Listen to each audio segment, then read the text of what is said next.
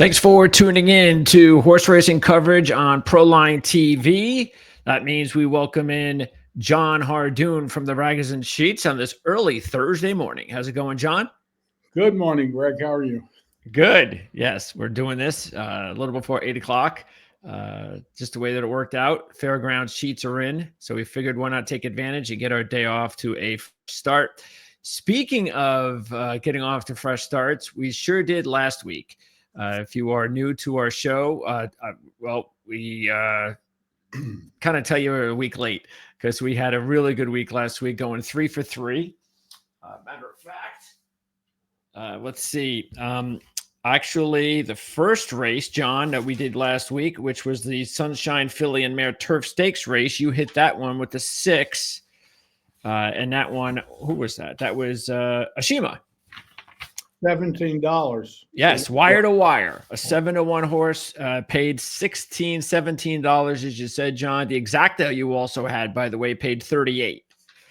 Then we went to race 10, and that's the one that I hit. I hit the winner in that one, and that was who was that? That was the 9, and that was Lightning Tones. Lightning Tones had run back-to-back 10s with the new trainer Carlos Norvez. Yeah.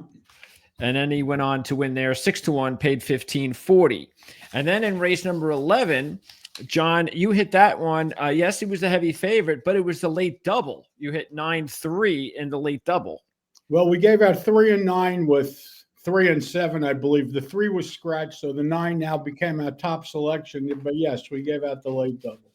So hopefully the listeners made some money. If not, change the channel because we're doing better than last week. Yeah, exactly. So it ain't going to work like that every week. But hey, you know, when you're hot, and we'll keep trying to be hot. And we got the fairgrounds this week. We didn't have anything at the Kentucky Derby prep races last week to cover, but we do this week with the Lecomte. So we're going to get into that. We also have John's free pick. It'll be races 11 and 12, and then John will have a free pick in the Philly version of the Lecomte, which is race number 9. Let's start with race number 11, John. Both of these races, by the way, are 1 mile and a 16th, and this one is the Louisiana Stakes, $175,000 purse for 4-year-olds and up. Should go off about 6 o'clock. And the morning line favorite is the 1 Hit Show, the 5-2 shot. Might as well start there, John. Clearly the favorite in the race, the horse to beat, has a couple of grade 2 wins, a grade 3 win. All of this has come pretty recently. This is a horse that ran in a couple of the Triple Crown races, did not hit in the money, but still finished, 5th and 4th. We see a lot of 6s here, ran a 6 in October. Then the 11, the last time out. That's the only blip we've seen, even though the horse has run double digits before and responded in good form after that. Listen, he certainly has a chance. He's the favorite in the race. Brad Cox is the trainer, and everybody knows how good Cox is. But if you're looking at numbers, I would try to beat this horse. I would use him in my exactas, but I would never key off of him, not at a short price. All right. Now, there's a lot of horses in contention here. This is definitely a tough handicapping race, but a race that there will be some options. The 2 is Warrior Johnny, a 10-1 shot, had a 6 in November, came back with an 8. Now, the 8, which was the last start at the fairgrounds at this distance. And as a matter of fact, if you look at it, the last 2 times Warrior Johnny has raced at this distance, he's come away with 8s. He's 6 out of 7 at this distance, and you're getting 10-1 on Warrior Johnny. Yeah, listen, he's a must-use. He was a possible key, but I'm going to key someone else in the race, but I'm certainly using this horse, especially at the price. The trainer, Phil Bauer, does a terrific job, and this horse just always seems to fire. On rare occasion, he'll throw in a clunker, but not this time. He's ready to go. The 3 is Pipeline, a 12-1 shot. Now, Pipeline is, if you look at it, he's 2-0. He's got 2 wins on a fast track 1 mile and a 16th. Matter of fact, he ran an 8 a couple of starts ago. I'm not going to worry about that 23 because that wasn't slop.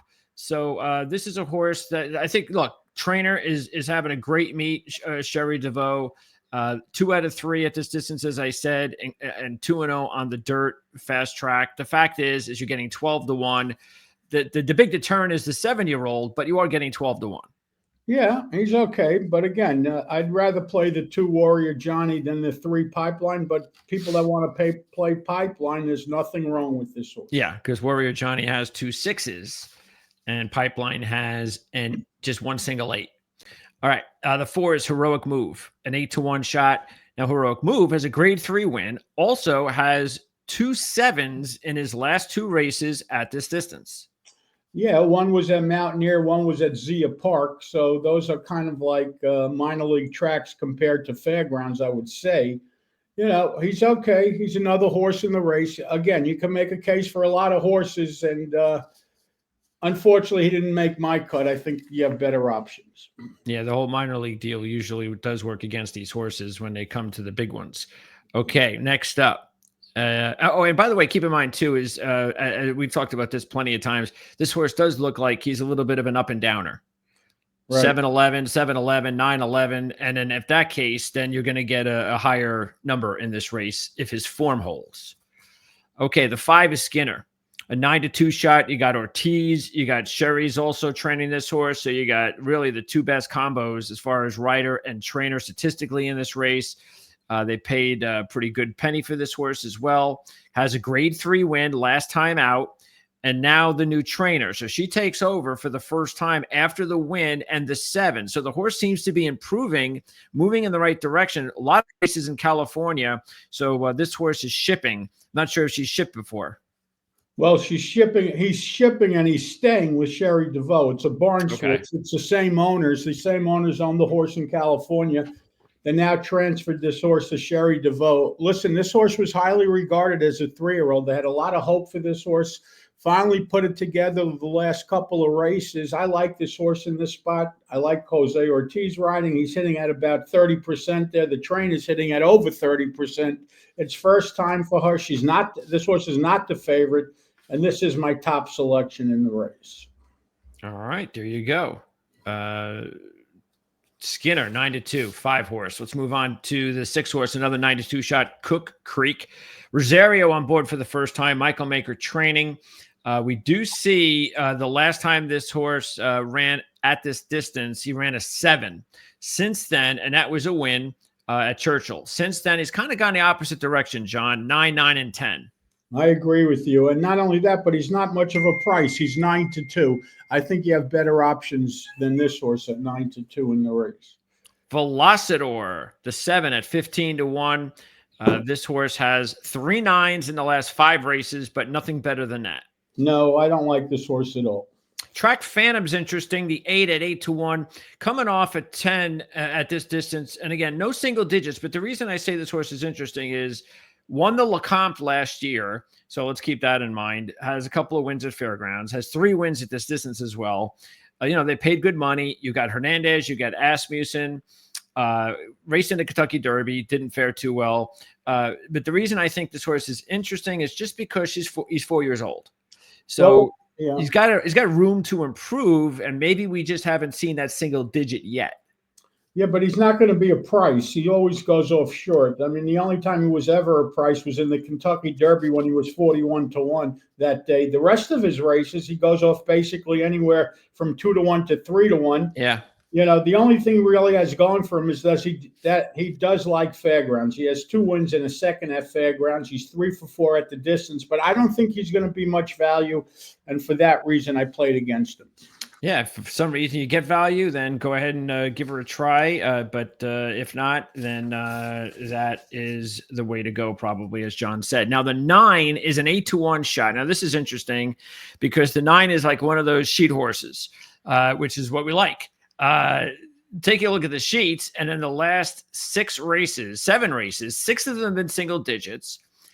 3 of them have been 7s, and he's coming off a 6 in his last race, which happens to be at fairgrounds. Now, look, that was a 6 furlong race, but the last 2 times he ran at this distance, he ran a 9 and a 7, and you're talking about an 8-1 shot in the 9th position.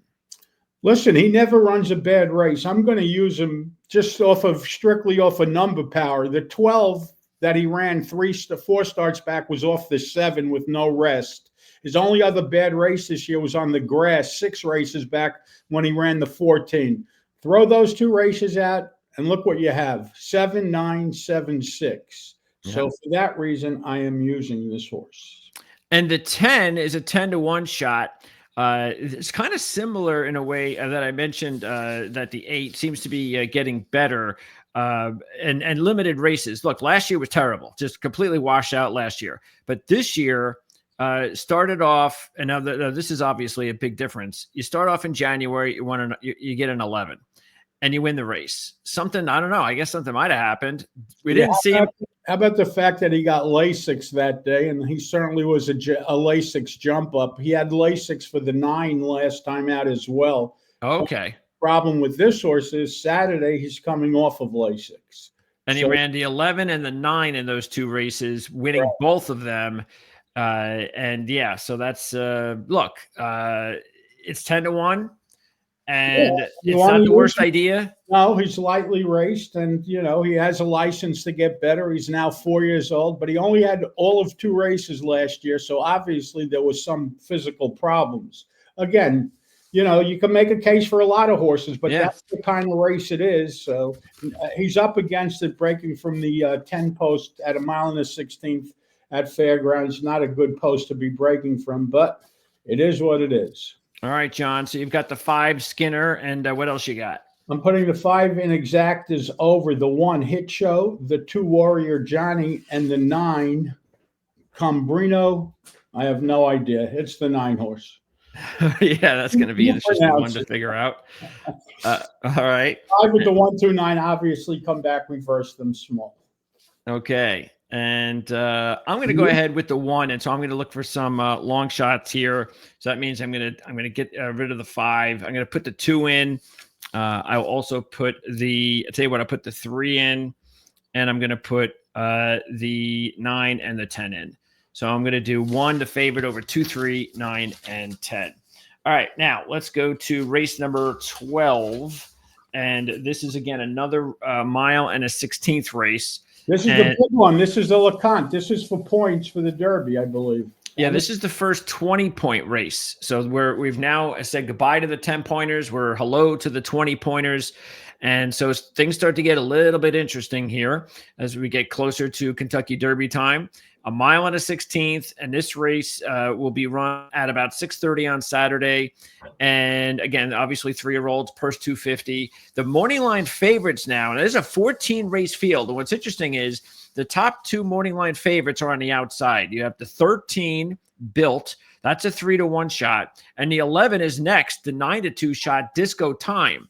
So you've got, what do you think about that, John? And then a 14-horse field at the Fairgrounds on 1 mile and a 16th. Will that be an issue for these outside horses? Well, it's not a good post position. Last time out, Built broke from the rail, when he won last time out at Fairgrounds. Now he's moving to the 13 post, so he can't be happy about that. The Cox horse is going to be trying 2 turns for the first time. Listen, he's 2 for 2. He hasn't done anything wrong. It's a Cox horse. Cox is hitting at 30%. But I have a different idea in the race, and if we're going to go through them, we'll go through them. If not, I'll just tell you my idea now. So. No, I mean, let's go ahead. Tell me your idea now. All right. I like Magnitude, the 4 horse, who was beaten last time out by Built. Built beaten on the square by 6 lengths last time out. However, Magnitude has been around 2 turns. Yes, Built ran around 2 turns last time for the first time, but Magnitude is getting better. His last 2 races were both around 2 turns, one of them at Fairgrounds. Jose Ortiz re-rides. You're getting 6-1 on this horse, and I think this horse is making a forward move off the pair of 13s that he ran last time out. So he becomes the key for me in here. Yeah, this is the horse that was runner-up to Built in that last race, the Gun Runner. So now he's got a little bit of a better edge here with Built being on the outside. We'll see if he can take advantage of it. The other thing too, John, is that Built coming off the 10. This is something that this is definitely a bounce possibility, isn't it? It certainly is. But another thing about Built last time out went wire to wire in a 5-horse field. Nobody challenged this horse. He got off to a lonely lead, and nobody bothered him. And, he got brave on the front end. Now he's in a 14-horse field, completely different situation today.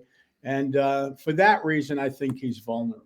Yeah. Okay, totally agree. So let's take a look at some other potential top contenders, or at least let's take a look at the ones that stick out. Starting with the one, because you got a Dwayne Lucas horse. I guess Dwayne decided, maybe talked an owner in. I don't know. Hey, I'm going to buy this horse. Let's throw a bunch of money at him, and nothing's happened. But what has happened at least is you go wire to wire last time out, and in the last 3 races, you're at 13, 14, and 11. Now you do have 4 second place finishes, so the horse has been close. Do you think at 10-1, the horse is ready to maybe take that next step? Well, he's been sprinting. So he's got 7 races in his career, all of them sprinting. Now he's being asked to stretch out for the first time. He's going to go to the lead. He's going to add more speed to the race. I don't like him in this spot. He did run second 3 starts back to a horse named Barnes. Barnes was a $3.2 million purchase by Bob Baffert's group. He ran that day at Churchill. He got beat ahead to Barnes. Barnes since then came back and won. And Barnes is actually the favorite as we speak for the Derby. So the Derby favorite beat this horse by a head the last time they met. Not that I'm just pointing this extra stuff out for people to pay attention to. All that being said, I don't like this horse in this spot on Saturday. Yeah, the only reason that I would even think of taking this horse and putting him into my exotics is because of the fact that it's Dwayne Lucas and he can do these things. You go, that shouldn't happen. That shouldn't work. And then boom. And you're like, damn, he did it to me again. So anyway, and he's 10-1. Look, if he was a lower price, forget it. But he's 10-1. All right. Also, let's point out the 3, Admiral Dennis. You get the Rosario upgrade. He's 8-1. I like this horse because why is it a Rosario upgrade? I don't think Rosario is better than Luis Saez, to tell you the truth. Okay. I think they're equal. If anything, Saez is probably riding better now than Rosario is, to tell you the truth. Okay. Problem with Admiral Dennis is why the horrible race last time out. It's Cox. Well, he bounced. Okay, he bounced. Well, he had plenty of time from the 11. Well, it probably shouldn't have been 17. He should have bounced to a 14 or something. Whatever. It's a bad bounce. There's no question about it. 16 lengths. Yeah. It was also at Fairgrounds. Yeah, and, that's true. He was also beaten by Built that day. The good old Built who's in this race. But again, it was a 5-horse field, and they let Built walk on the lead. That's not going to be the situation on Saturday. All right. Well, next you have, who else is interesting here that I pointed out? Calling Card, the 7. So you had the horse go a couple of races on turf, goes to dirt at Aqueduct and runs an impressive 12, breaking his maiden. Next race, all right. Now, just like I said with the other horse, this one bounces, but only to a 15. So now you're getting 12-1. What about Calling Card? Well, I don't know. He's fine. He's like, other horses in the race. But if you like Calling Card, you could certainly make a case for Optical, the 5-horse, who ran a 14 minus last time out, had a 14 4 races back. He could make a forward move. I mean, what's really the difference between him and Calling Card? Not much. The only difference is Optical is 20-1. Calling Card is 12-1. The 8 and the 9 are both Dallas Stewart trained horses who are 1-for-1 at the Fairgrounds. One will be stretching out for the first time. The 8 Tough Catch at 10-1. The 9 Dapper Moon, who has a rider, by the way, Morales, who's having a good meet. This horse has unfortunately been up and down. I say unfortunately because he was up last time with the 13 Fairgrounds win. So that's all this horse ever does is go up and down on the sheet numbers. Look, if that comes to an end and he can actually go back-to-back races, then the 9 is a contender. Absolutely. The problem with the 9 is the 13 that he ran last time out was first-time Lasix. Lasix comes off Saturday. So the jump up may have been because of Lasix. He's more likely to go backwards off of that race than repeat or make a forward move. All right. And Disco Time was the other kind of co-favorite. The 11 is a little bit further off at 9-2. You got Giroux, you got Cox, you got 2-for-2 at very solid numbers, 14 and 13, John. Yeah. Listen, he's like plenty of other horses in the race. That's the problem with the race. When you deal with lightly raced horses, they have a license to jump up and improve. So. All right. So, John, you're going with the 4, which is Magnitude. Correct. And exact is what the 2, Maximum Promise, the 3, Admiral Dennis, the 11, Disco Time, and the 13, Built. 4 with 2, 3, 11, 13. There's plenty of room. The 4's not going to be, the favorite. I think the 4 will be every bit of 5-1, and that's the horse I like best in the race. Okay. And by the way, you did not talk about the 3, did you? Admiral Dennis? I Yeah, did. we did. That was Yeah. the one we talked about. And that's the one. Okay. I thought it was the other one. Was it the 2? No, there was the 2. Maximum Promise. I don't remember you talking about Maximum Promise. He ran as a 2-year-old of 15, so he's allowed to come back and certainly mature and improve off of that number. It's Kenny McPeak, whose horses always seem to improve. He's breaking from an inside post. So he's not quite as fast as other horses have run already, but the projection number there is certainly good due to the fact that he ran the 15 back in August. 16 and 15, the 16 on turf, the 15 on dirt. All right, I'm going to actually go with the 11 as my top horse, and I'm underneath. I'll go 1, 3, and 7. So again, the 2 races we just did. The first one was the Louisiana Stakes. John went 5 over 129. I went 1 over 239 10. And then this one, the Lecomte, again, 20 points for the winner, the Kentucky Derby. John went 4 over 2, 3, 11, and 13. I went with 11 over 1, 3, and 7. John has a free pick, and this is going to be the pick from this card, of course, race number 9, which is basically, as John, you mentioned before, this is, or off the air, this is the Philly comparison to the Lecomte. So a kind of big race for these fillies at this stage of their careers. And who do you like? Well, the favorite in here, Simply Joking, ran a huge figure first time out. She ran an 11. She's 3-1. She's the most likely winner in the race.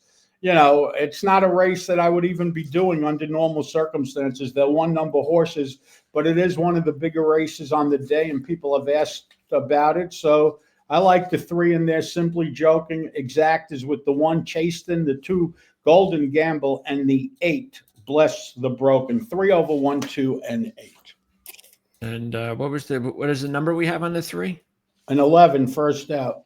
11 first out, and the 3-1 shot. Give me that again. 3 over 1, 2, and 8. 3 over 1, 2, and 8. Next week is gonna be big. Wow. Next week, we've got Gulfstream, a lot going on at Gulfstream Park, a lot of big races and a lot of other big races going on. I'm sure we're going to stick with Gulfstream, but we'll let you know what's going on. It's Pegasus World Cup Day. That's the biggest day of the meet. So, yes, we will be doing that. Should be a really big day. So, again, let us know if you have any questions, comments. Again, make sure to subscribe here over at Proline TV. And if you have any questions regarding anything at all, check the links in the description as well. That's where you can find out all sorts of cool stuff, including how to maybe follow any trainer you like, including Chad Summers, who has a Kentucky Derby horse at this stage so far. It's kind of early, but don't forget one of the horses we talked about last week from the previous week's racing. He has a really good potential horse there, John. Cyclone State. He's doing terrific. The horse has never done anything wrong. He continues to improve with each start. Why not? Yeah. So if you want to follow Chad, we'll have links in the description how you can do that, including, of course, signing up with John to get all of his packages. John, appreciate it, and I'll talk to you next week. Okay, Greg. Stay safe and be well, my friend. Thank you.